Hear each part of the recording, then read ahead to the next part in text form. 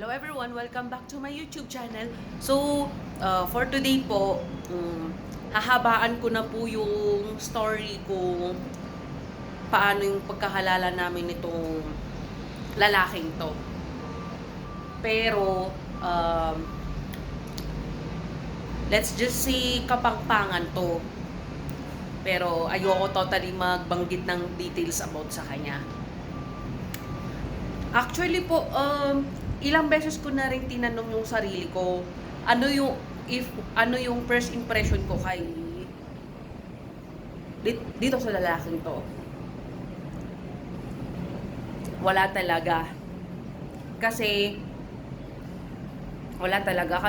hindi ko talaga ine-expect na magkakaroon ako ng feelings dito.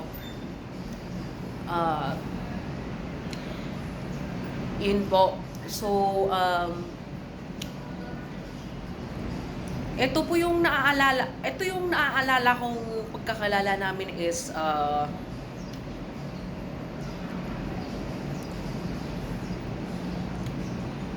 wala lang, inaasar-asar niya ako sa ibang lalaki, sa kasama din, sa ka-work din niya, ganon. Sa kasama niya pala. Then, tapos,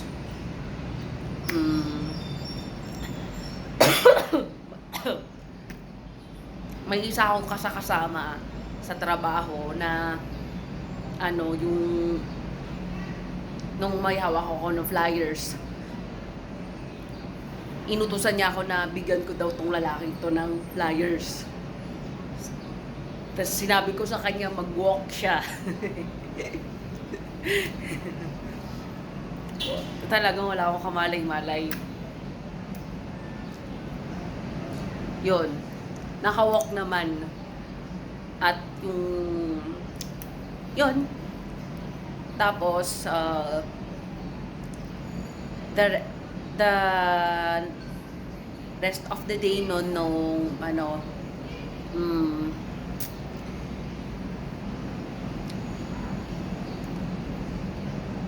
dahil minsan, mahilig ako maghanap ng pagbubuntungan ko pag may bumabother sa isip ko.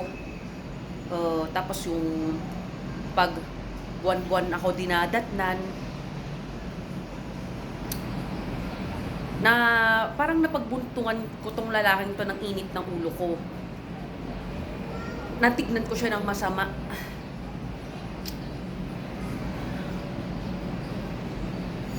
Na parang akala ng ibang kasama namin galit ako doon. But I already explained it na ganito, wala lang ako talaga sa mood yun. Then, yun na yung sumunod, hindi lang talaga before Valentine's Day nangyari na na yung akala ko crush lang. Kahit crush, wala pa akong kamalay-malay. Basta ang alam ko lang, natutuwa ako dito sa lalaking to. Pinapasaya niya ako kahit wala kaming totally conversation. Pero, naikwento ko naman dito, yung buo, yung about sa nangyari before Valentine's. Pero, idediretso ko na dito.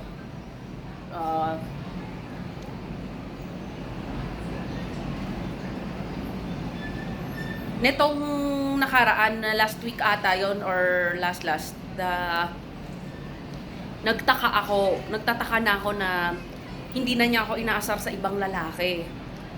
Kasi parang nafi-feel ko dito sa lalaking to, utal. Yun.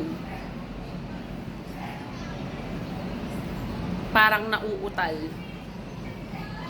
Parang iba yung treat niya sa akin.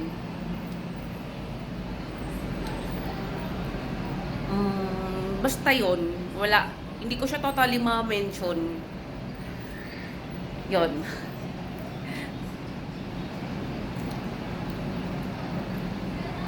Tapos, ano pa ba? kahit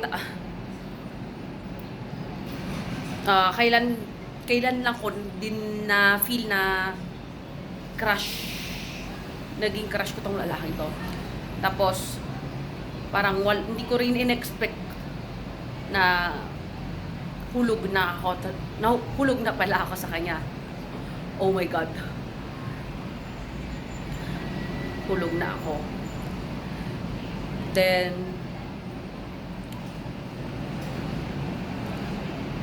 may isang, I don't remember kung na-mention ko na to isang kasama ko na nagsabi na dahil binulong-bulungan nitong lalaking to yung kasama ko,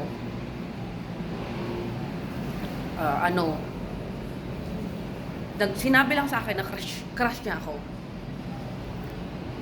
Yun. So, ano na yung next?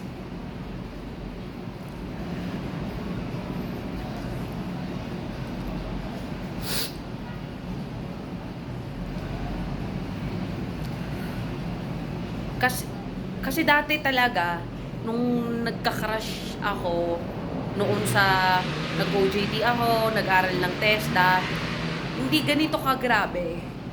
Parang dito lang sa lalaking to na taga-Kapampangan ko na ano yun, na feel.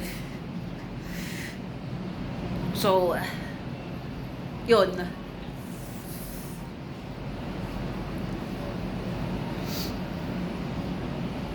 Wala naman akong dahilan bakit ko nagustuhan. Wala naman akong dahilan bakit ko siya crush. Natatakot naman ako bumase sa itsura. Parang ganon. Yun. So, that's all for today po. Here again, it's me, Melissa, at your service. Bye!